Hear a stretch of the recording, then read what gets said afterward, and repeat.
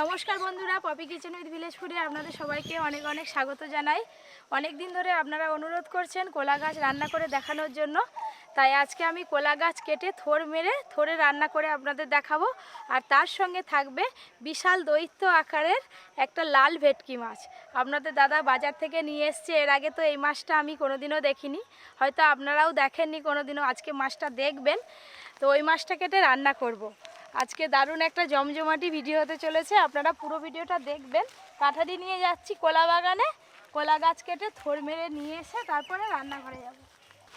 আপনারা বলেন না যে পপিতে এত কলা পাতা কোথা পাও? আমাদের এদিকে কিন্তু প্রচুর কলা বাগান আছে। ওই দেখুন, ওই দিকে কলা বাগান আছে, আর আমি যাব ওই দিকটা, ওইখানেও একটা বড় কলা বাগান আছে, ওই কলা বাগান। ওই যে সামনে একটা বড় কলা বাগান আছে, ওই কলা বাগানেই যাব।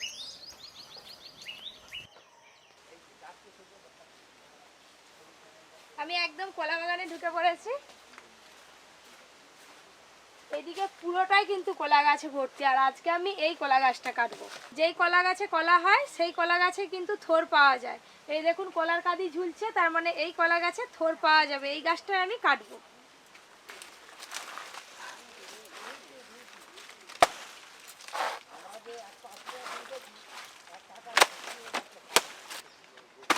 কলা থোড়ের সঙ্গে কিন্তু আমি কলাও পেয়ে যাব। এই দেখুন কাঁঠালি কলা ঝুলছে।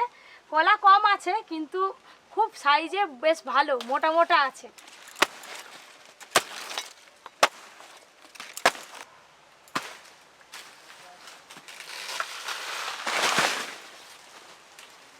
আগে কলার কাঁদিটা কেটে নেব।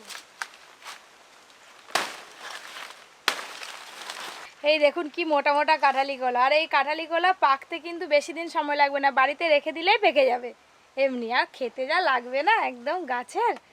এবার আমি গাছ থেকে থোড়টা বের করে নেব। পুরো গাছটা আমি দু টুকরো করে কেটে তারপর থোড় মারব।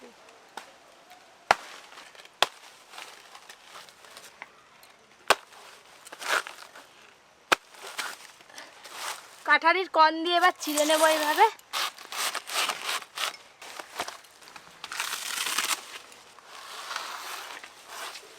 এবার কিন্তু পেঁয়াজের খোসার মতো ছাড়তে থাকবে। এই দেখুন,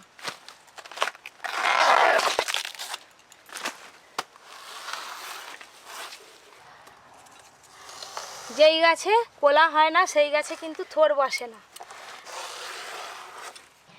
এইভাবে ছাড়াতে ছাড়াতে ভেতরে যে সরুটা বেরোবে সেটাই কিন্তু আমি নেব। এই কলা থোড় মারতে একটু কষ্ট আছে, কিন্তু খেতে খুব ভালো লাগে।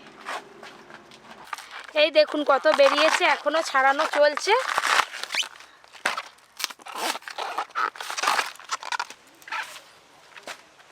এই দেখুন কলা থোড় কিন্তু বেরিয়ে গেছে। এইটা হচ্ছে কলা থোড়।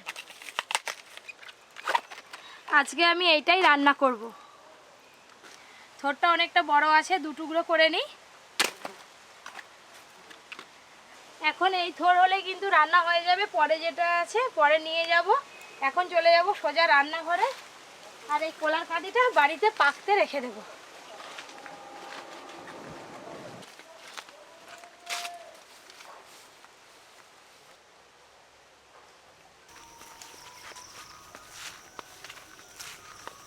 বাগান থেকে কলা থোড় কেটে নিয়ে চলে এসেছি।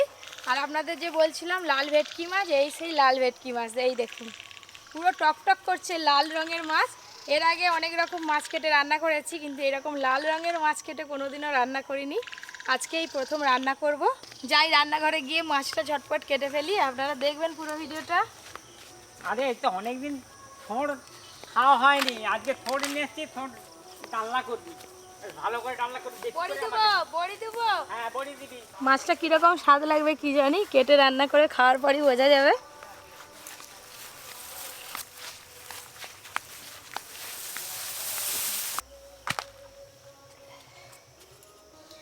এই মাছটার কালারটা কিন্তু একদম অসাধারণ। এর আগে এরকম আমি রঙের মাছ কখনো দেখিনি। আবার দাঁত দুটো বেরিয়ে আছে বাইরে। আর এই মাছটার এই পাগনাতে পুরোটাই কাঁটা রয়েছে। এই যে এরকম মাছ কদিন আগে একটা এনেছিল নি, কালারিং। হ্যাঁ, সেই মাছটা তো অনেক রকম কালার ছিল, লাল, নীল, হলুদ। শুধু লাল, এটা শুধু লাল। কোথা দিয়ে যে আনে মাছগুলো। আপনাদের দাদা কোথা থেকে আমদানি করে কি জানি, ঠিক ঘুরে ঘুরে নানা রকমের মাছ নিয়ে চলে আসে। আমার বেশ ভালোই লাগে কাটতে। হ্যাঁ, কাটতে তো ভালো লাগে, দেখতে কত সুন্দর দেখো। আরে এ তো নতুন নতুন মাছ বলতেছিস, নতুন নতুন স্বাদ, খেতেও তো ভালো লাগে। হ্যাঁ নতুন নতুন ডিজাইনের দেখলাম তো, নতুন নতুন ভ্যারাইটি কাট না, এদিক কাট এদিক কাট, এক পাশে মাছ ছাড়ি কাটিস নি, একবারে মাথা থেকে এই পর্যন্ত কাট, এক ভ্যারাইটির কাটা। ও কাটিংটা হ্যাঁ কাটিং আলাদা কর। হ্যাঁ হ্যাঁ কর না, কি আছে লোক দেখবে তো। এই মাছটার লেজ থেকে মাথা পর্যন্ত পুরোটাই কিন্তু লাল, আর আগে যেই মাছটা কেটেছিলাম সেই মাছটার লেজের পেছন দিকটা হলুদ ছিল, কালো ছিল। ছিল ডরা। দুজনে মিলে মাছ কেটে ফেল তোরা। না না, দুজন মিলে আজকে মাছ কাটবো। আমি একাই কেটে আমি ফেলবো। থোর কাটবো তো। এই মাছটার ওজন আছে 3.5 কিলো। অনেক রকম মাছ খেয়েছি, এই মাছটা রান্না করে খেয়ে দেখবো কেমন স্বাদ হয়। এই মাছটার চোখটাও আবার লাল। কলা গাছকে মেরে এই যে টাটকা থোর নিয়েছি, কেটে নেবো।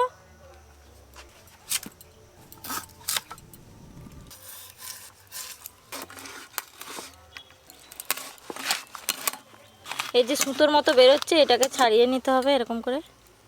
এই যে এটা বের করে দিচ্ছ সুতোর মতো, যেটা আঙুলে জড়াচ্ছে এমন করে করে, কেন বের করতেছে জানো? না বলো।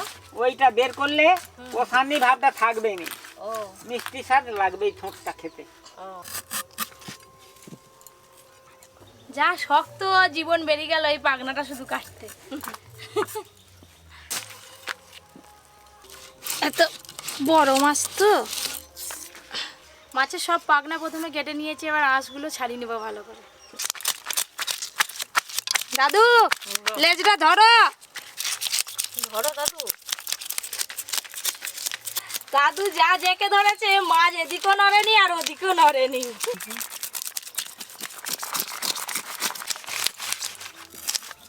ও দাদু, হ্যাঁ তুমি ছেড়ে দাও। তুই কাট, আমি হাত দিয়েছি। হ্যাঁ, আঁশ ছাড়ানো হয়ে গেছে। আরে যা। মাছের আঁশ ছাড়িয়ে নিয়েছি, তাও কিন্তু লাল রং রয়ে গেছে, আর মাছের আঁশগুলো কিন্তু সাদা। দিদি এবার মাছটা কাটবো। কেটে ভালো। প্রথমে এই মাছের মাথাটা কেটে বাদ দিয়ে দেব।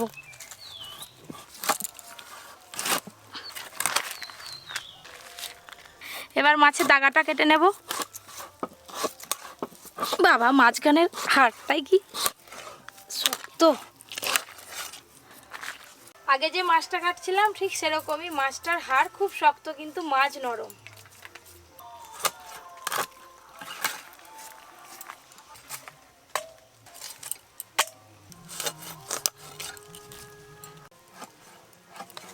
বাবা, হাড়টা কি শক্ত গো।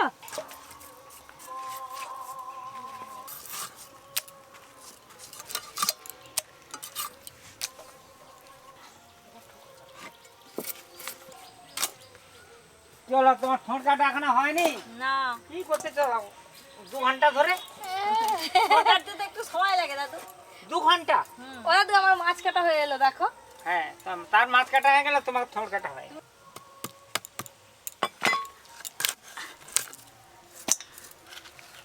লেজটা দেখেছেন বন্ধুরা? এই লেজটা রান্না করে দিলে গোটা দাদু একদম ভাত ফেলে শুধু মাছি খেতে থাকবে গপ গপ করে। আজকে খালি মাছই খাবে। আজকে তাহলে হোক, তাহলে আজকে গোটা, হ্যাঁ, গোটাই হোক। আজকে না, তাহলে না। শুধু এত বড় মাছ দেয়া যাবে না, তোমরাই তো বলতেছো গোটা দিলে ভালো আমাদের হয়। কম পড়ে যাবে তো।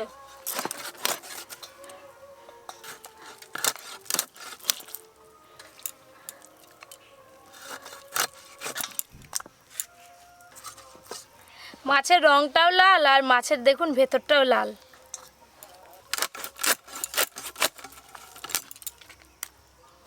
এই দেখো, পপি পপি করতেছিলেনি যে পপি মাছ কাটা হয়ে গেলে তোমার থোর কাটালেনি, পপির থেকে আমার আগে হয়ে গেল। আরে মাছ কাটতে একটু সময় লাগে। থোরগুলো ধুয়ে নিয়ে আবার আসছি। সব মাছ কাটা হয়ে গেল, আর আমার যা কোড়ার সাইজ, তো রান্নাঘরে এই মুড়োটা কিন্তু রান্না করা যাবে না, কোড়াতে ধরবে না, তাই এটা বাড়িতে রান্না করব, মাছগুলো রান্নাঘরে রান্না করব। হ্যালো, হ্যালো, উঠে গেল? উঠে গেল। ফিরে এলাম আবার বিরতির পর। হ্যাঁ, ওদিকে উনুন জ্বলে গেছে, এদিকে বাটনা বাটা হচ্ছে, এখন ফুল হাউস। কি ফুল হাউস, হাউসফুল, সকলেই আছে। হাউসফুল। হ্যাঁ, রসুন, আদা,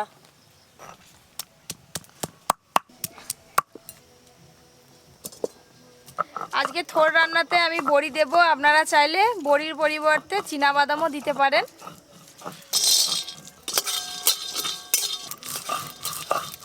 প্রথমে বড়িগুলো একটু শুকনো করাতে নেড়ে নিলাম, এবার আমি তেল দিয়ে আরেকটু ভালো করে ভাজবো।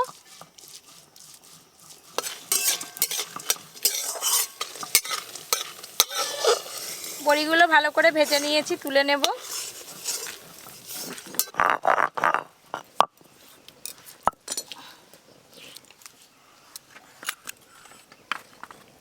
সরষের তেল, থোড়েতে আলু দেব, আলুগুলো আমি ডুমো ডুমো করে কেটে নিয়েছি, খুব ভালো করে ভেজে নেব। হলুদ গুঁড়ো, লবণ,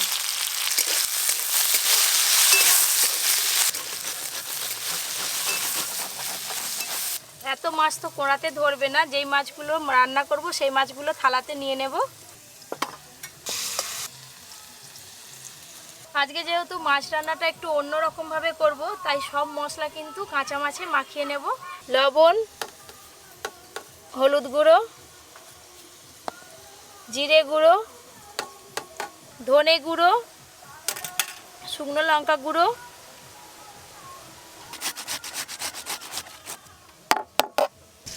আর দেব 1 চামচের মতো আদা রসুন বাটা। সর্ষের তেলও দিয়ে দেবো ওপর দিয়ে। প্রত্যেকটা মাছের পিসে খুব ভালোভাবে মশলা মাখিয়ে নেব এইভাবে। তুমি থোরটা নুন হলুদে ভালো করে একটু মাখিয়ে দাও, আলু ভাজা হতে হতে মাখানো হবে। লবণ, হলুদ, থোর রান্না করার আগে অবশ্যই থোরেতে লবণ আর হলুদ দিয়ে একটু ভালো করে মাখিয়ে নেবেন, তাহলে থোরের যে কালো কষটা আছে সেটা ভালো করে বেরিয়ে যাবে। এই দেখুন এইভাবে চটকে নিয়েছি। এই দেখুন প্রত্যেকটা মাছের পিসে মশলা লেগে আছে, এরকমভাবেই কিন্তু ভালোভাবে আপনারাও মাখিয়ে নেবেন।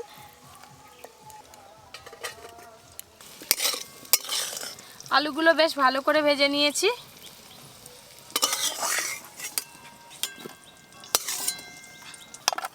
এই দেখুন নুন হলুদ মাখানোর পর থোর থেকে কত জল বেরিয়েছে। এবার থোরগুলো আমি একটু ভালো করে ভেজে নেব।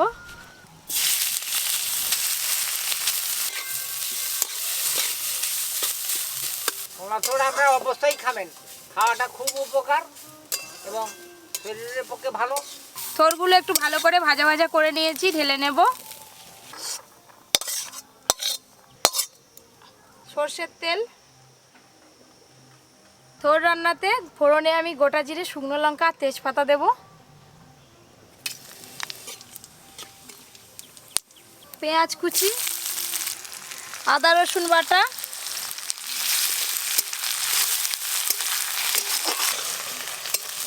আদা রসুন পেঁয়াজ তো ভালো করে ভাজা ভাজা করে নিয়েছি। এবার বাদ বাকি এক এক করে মশলা দেব। লঙ্কা গুঁড়ো, হলুদ গুঁড়ো, গ্রেট করে রাখা টমেটো,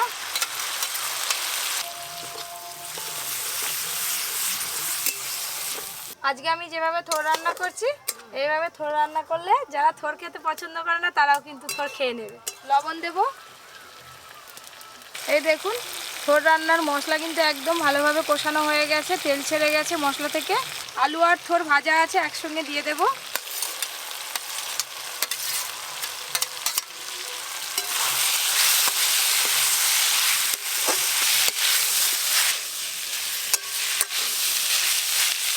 জল, ওপর দিয়ে ভেজে রাখা বড়িও দিয়ে দেব।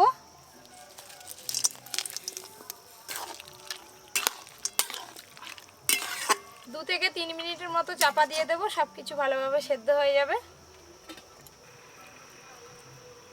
বন্ধুগণ রান্না তো হয়েই এলো, এবার বাকি মাছটা দেখুন কিভাবে রান্না হয়। চাপা খুলে ডাল ঘাঁটা দিয়ে একটু ঘেঁটে দেব।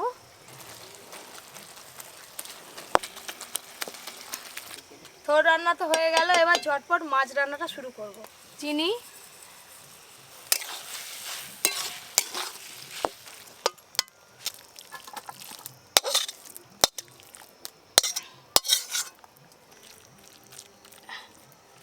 সর্ষের তেল, পেঁয়াজ কুচি, কেটে রাখা টমেটো, সামান্য লবণ দেব।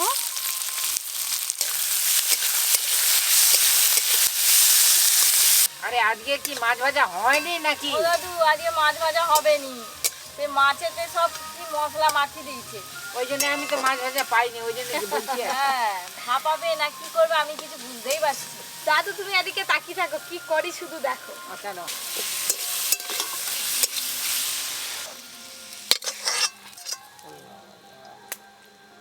এ কি সিস্টেম আবার রে? এই যে পেঁয়াজ এগুলো ভেজে আবার বাটা। একে ভেজে আবার বাটা হবে, তারপরে রান্নায় দেওয়া হবে। আচ্ছা নে, নতুন ভ্যারাইটি পপি কিচেন, ভ্যারাইটি ধরনের হচ্ছে। সর্ষের তেল,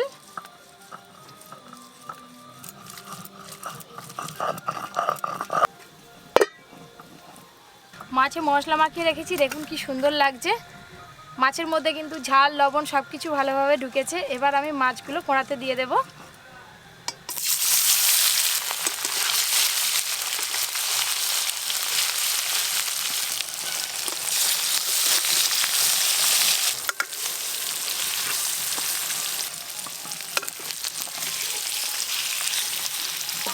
মাছ দেওয়ার পর অল্প আঁচে কিন্তু মাছগুলো ভালোভাবে ভাজতে হবে, যেহেতু মশলা মাখানো আছে। বেশি জাল দিলে কিন্তু সব মশলা পুড়ে যাবে।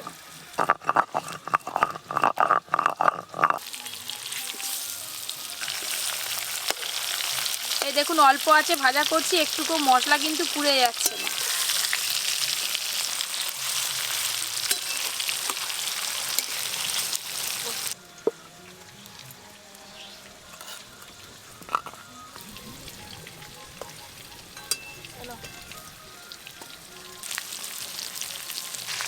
মশলা মাখিয়ে রাখা মাছগুলো ভালো করে ভেজে নিয়েছি। এবার পেঁয়াজ আর টমেটো পেস্ট আছে দিয়ে দেব।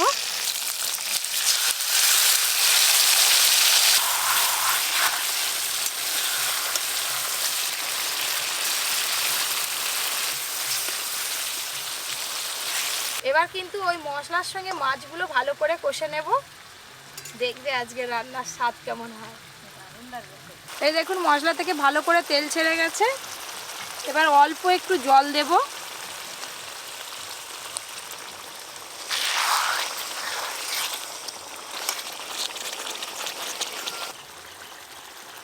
গরম মশলা গুঁড়ো,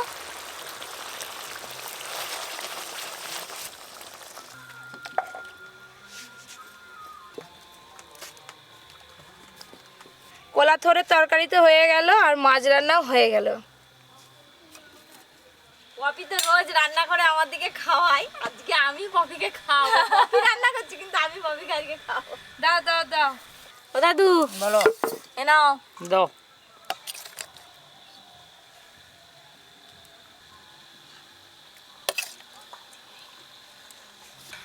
আগে তোমরা খাও। আজকে দিদির উপোস, সেই জন্য মাছ খাবে না, ওই করে ভাতই খাবে না।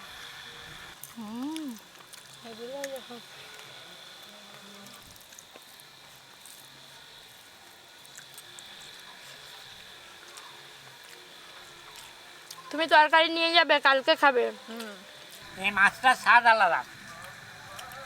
সামুদ্রিক মাছ এইটা, রান্নাটাও মাছের স্বাদ সবসময় স্বাদ আলাদা। আলাদা। আমার রান্নাটাও একটু অন্যরকম ভাবে করছি। দাদু তো বলছে খুব ভালো লাগছে মাছটার স্বাদ, আমি খেয়ে দেখি।